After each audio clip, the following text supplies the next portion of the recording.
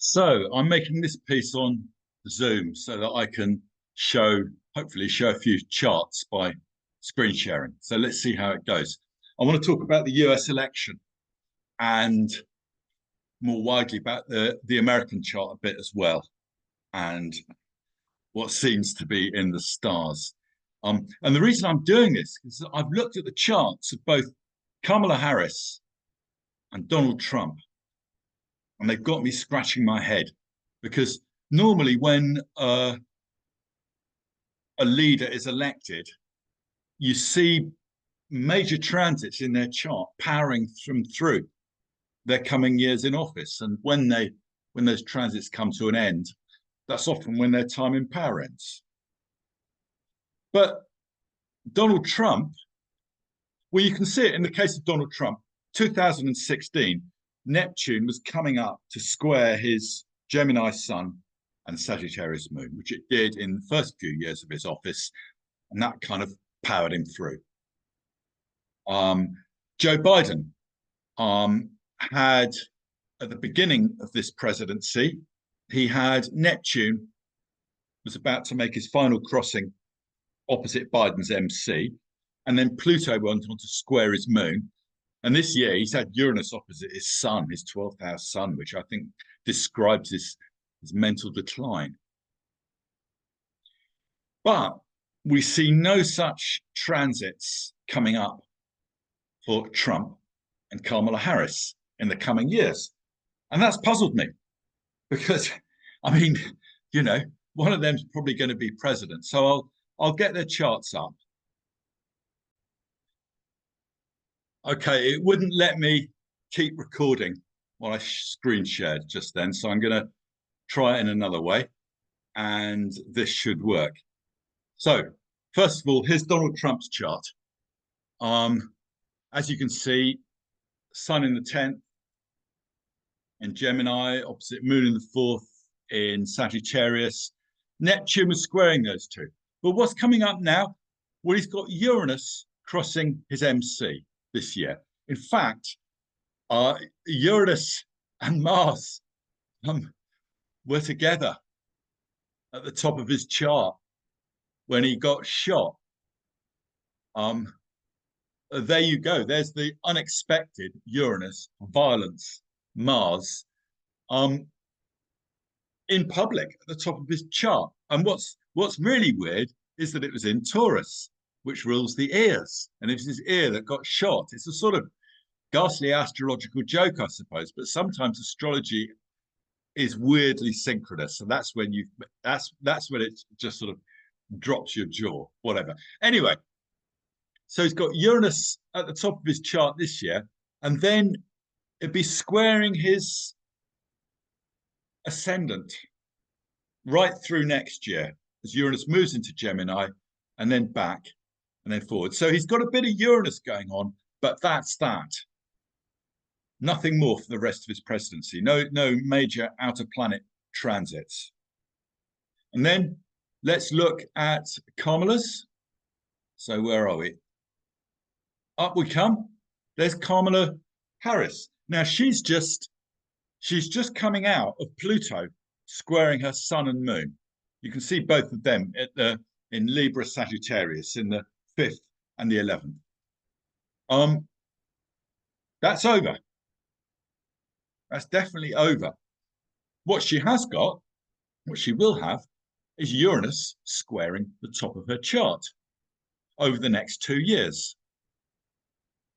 MC in 2 Pisces. And then that will be that. She's got 2 years of Uranus transits as well. So I'm just going to stop screen sharing. So both of them will have Uranus transits for 2 years, and that's it. I think Harris, if I had to guess, Harris is more likely to get elected because her transit from Uranus will last a bit longer because it's in the beginning of Pisces and Uranus will be squaring it from in sign, so to speak, from Gemini. So she's got the edge in being elected. But what it says to me is they will both have a rocky time for those first 2 years, and then they'll become a lame duck president. They won't be able to do anything after that. So let's look at the US chart. What's going on in the US more widely? Okay, let's get this one up. The US Sibley chart. This chart is for the 4th of July, 1776, when independence was declared. The birth time is not literally accurate. It was generated by symbolic means by Ebenezer Sibley, our traditional medieval symbolic means, and probably because they've been used for a long time, they work. That's how astrology works. Works by, in some ways, by egregore. And that's why this chart works. It's been used for a long time, and it becomes a more and more adequate lens for talking about America in that mysterious, divinatory way that astrology works. And what do we see? Well, look at the MC, 1 Libra.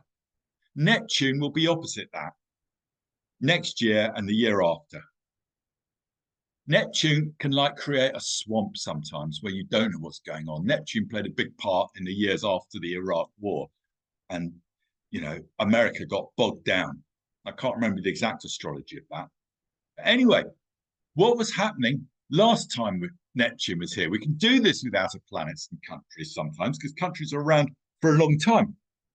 Well, the last time Neptune was there, bang down the bottom of the chart, right, was 1860, 1861, the beginning of the Civil War. America was ultra polarized, and it blew up into civil war. So maybe we can take that as an indicator. Not going to be a literal war, but Congress is known for being ultra polarized. It can get very little done. The culture itself is the so-called culture wars going. Traditionalists versus the sort of far left, what gets called derogatorily woke.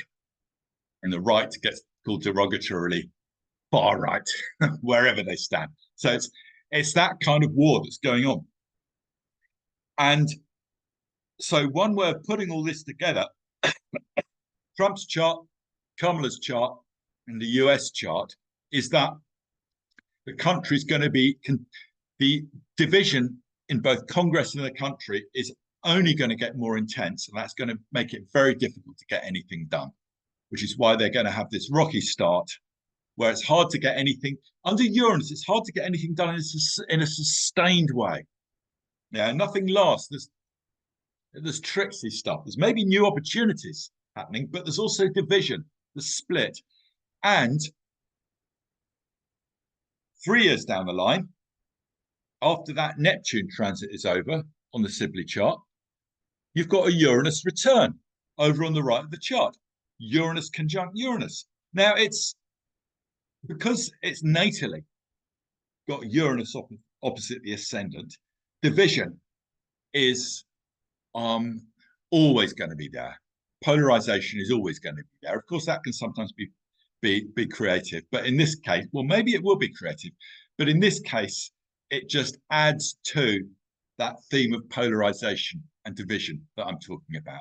The fact that you've got divisive Uranus coming up for a return in 2027, hot on the heels the Civil War transit. So there you go. I'll stop sharing now, and I'll come back. So that's my analysis. The State of the Union, if you like, and this US election, which is, I mean, it's been a strange Uranian thing already, hasn't it? Yeah. And who knows what's going to happen in the next couple of months? Maybe neither of them be president. I mean, Joe Biden's dropped out already. But the best I can say, hanging on to my grounding in this reality is probably Harris, just because she's got the slightly stronger transit, but she ain't going to get much done because of the polarization that America's going through. She'll just be a one-term president, and she'll be lame duck from halfway through. America will be in a bit of a swamp. The UK's in a bit of a swamp at the moment as well, and it's got Neptune transits coming up. And, hopefully there's some kind of renewal at the end of it. But things are very kind of febrile at the moment. It's hard to establish a clear direction in anything. Okay, that'll do for now.